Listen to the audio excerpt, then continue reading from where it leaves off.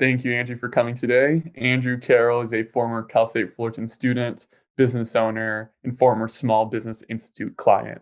And for those of you that don't know, an SBI client gets the privilege of working with a diverse set of Cal State Fullerton students with the goal of understanding the client's business and the potential problems they're facing. It's the student's goal to approach each business objectively to help solve problems in HR, marketing, operations, and more. And that being said, Andrew Carroll, take it away and tell us a little bit about your enterprise. So, short versions, we run a multifaceted financial services company. So we have bookkeeping, we have tax, we have investments, we have outsourced CFO under a couple different brands. This is the part that kind of blew their heads up, was they couldn't figure out, like, we don't have an org chart, right? So we have a bunch of people that work for us. Some of them are contractors, some of them are employees, but they all swap between brands. We have different brands that do different kinds of products and pricing. And some of our employees, part of it was they just got really confused because they couldn't figure out why we couldn't just draw an org chart for each brand. And I'm like, well, we don't have enough people to have, like, each person operates across different brands oftentimes. And then we said, we're having trouble with hiring and recruiting and managing day to day and people, and all, we've got some people that are underperforming, and we're going to end up having to let them go. And we don't know how to find those people that have that entrepreneurial spirit that want to go and do X, Y, and Z. What can we do, or how can we help work on that? And that was basically what we asked them. And they came back with some ideas about training, ideas about retention, things like that. Okay, it looks like you and the students looked at your business and some of the challenges it faced. Why don't you tell us a little bit about what you asked the students to do and what you like the most about your student consulting experience? One of the things that was the most valuable for us with the student group was me trying to explain what we do, why we do it, the culture around the people, because our topic was specifically about leadership and organizational behavior and hiring, recruiting, HR type issues like that. And trying to explain what is our business strategy, and why I'm making specific hiring and staffing decisions to build a culture, and how that culture links to the business strategy I've got. It's relatively uncommon for a small business owner to have actually taken the time to explain and go, okay, they have a business strategy, but it's whatever. Well, half the time the strategy is what's on fire. We'll go deal with that now. But it's uncommon for larger organizations have people whose job it is to make sure there is a strategy and to link the strategy to all the different operations and actions and decisions and tasks and things like that. And in a small business, nobody's in charge of that. And the business owners are oftentimes very busy, that they have a strategy, but it's not really well articulated, that it's not necessarily impacting all of the things that they do day to day. And so having to basically teach the students about why we're doing what we're doing. I don't want to say teach, like, in the sense of, like, we're not doing a lesson plan, but like educate them, having to actually go into, having them go, well, why would you do it that way? I'm like, oh, well, we do it that way because blah, blah, blah, blah, blah, blah, blah. And it was a good way to really help me, like, streamline and actually like almost document for myself why I do things the way I do them. So put a little bit of discipline around that process. I see. It looks like these students met with your team a couple of times, and they should complete at least 6 meetings with each client. And also, you did mention that the group gave you a couple of good recommendations that you thought you could run with. What were these recommendations, and how did they help you accomplish your goals? The two major things were changing the framing on how we ask the question. So I was saying, in the idea of, hey, I'm looking for people that are entrepreneurial. I want employees that are entrepreneurial.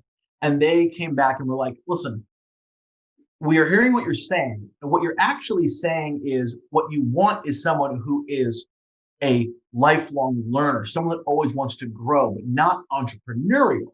Entrepreneurial means they want to start their own business. What you actually want is someone that always wants to improve. And we think you'd have a better time in identifying that characteristic in people if you frame it that way. And I was like, oh, That's right. I described that as entrepreneurial, but it's not that I want to do the problem, because then they said, if someone hears you're looking for entrepreneurial people and they say, well, I don't want to start my own business, they might not apply for that position because they think you're looking for someone who wants to come in short term and then leave.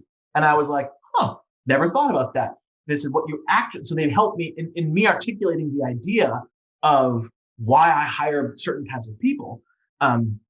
They reframed how I assign that. And kind of to my previous point, that was one of those topics that we went back on 2 or 3 times. They really started to understand this is the strategy, this is the business structure. We see it in these people that are successful, and now we understand why this is part of the function, and here's a way to make it better. But that was one of those things that they clearly iterated on a couple of times. And that was a really interesting and really useful way of going back to me trying to explain my strategy and why I do things, and them not parroting it back, but like them coming back and going, this is what we're hearing from you. And me going, that wasn't what I was trying to convey. So clearly I need to change how I'm communicating this. And they came back with some good suggestions on how to change the communication. They had a couple of good ideas around how to make sure we keep people engaged, how do we make sure we communicate stuff to that. The fact that we want, more training and things like that. That's nice. Yeah, that's one of the things that I've seen working with the clients too, is that what really they learn a lot of times too is like, okay, I never thought about that before kind of in this way. And they make you think like, okay, maybe this is something that I need to work on or fix. And then, like you said, trying to articulate your business into words and your operations into words too. That's also where you start to see a little bit of some opportunities for improvement there. And I think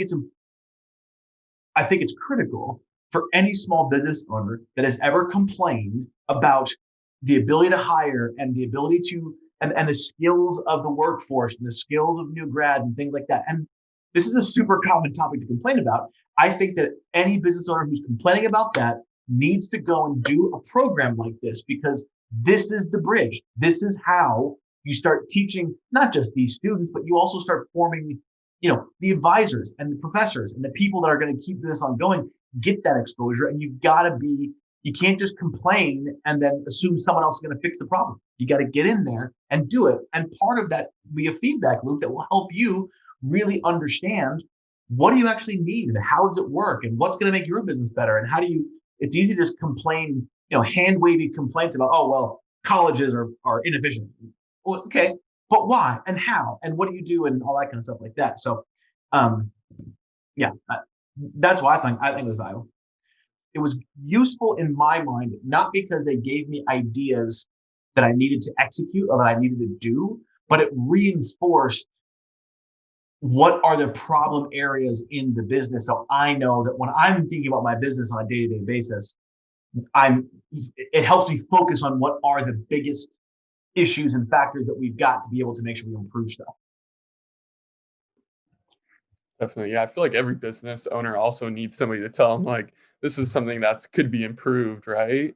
Yeah. We think it's all going good. And like you say, we think it sounds great when we go out and say, oh, I want an entrepreneurial hire. But in reality, maybe it's a little bit better to frame it in a different way.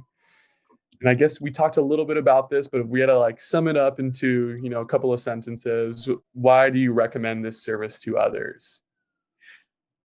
It is an excellent way to support the institution and support the education of people so that we can have a better educated workforce, because business owners always need better educated and better trained workforce. And the only way to do that is to be part of the solution. Second, as a small business owner, it is you're so busy working in your business that you almost never take the time to work on your business. And this is an excellent way to force you into working on your business and explain why you're doing the things you're doing and trying to communicate those things that seem so concrete in your head. When you actually have to articulate them to a third party, all of a sudden they don't get nearly as concrete as maybe you thought they were. And so it's a really good exercise to make sure that you're acting like the business owner and not just a person that's grinding through your business. Well said. And how did it end up going with you? I mean, were you able to, improve on some of your hiring processes and communication, you think, in the long run? Or still some work to be made for you? No, there's definitely more work to be done, but I think it was useful, and we'll definitely work on that going forward. What I'm going to try to one of the things that struck me is the way to do the training thing that I'm now thinking about is we need to hire sooner, because we wait so long to hire that it's not that people need more training. Um, it's that they really need more experience in how we operate. And so we keep assuming, hey, listen, we're going to bring you on and then you just get right to work again. We need a longer ramp up period. And so we need to be planning our pricing, our staffing, our scheduling, things like that around the fact that, like, listen, if I need an employee in June, I need to hire them in March. So they've got 2 months to kind of hang out and be unproductive. And from my standpoint, just knowing that you're gonna be overpaying this person for 2 months while they just get their feet under them, right, and figure out what's going on. And because the rate of pace and the rate of change um, is so fast in our business, and it's much much faster than even we realize on average. And so we have to make sure that we give people time to, if they walk in, they're going to need time to start jogging before they can then start running with us. Well, I'm glad to see that everything's going great for you, and hopefully you keep on learning like we all want to achieve, right? Yeah. Yeah. And I appreciate you guys following up, and let me know if you need anything else. Perfect. Thank you, Andrew. We'll talk to you later. All right. Thanks.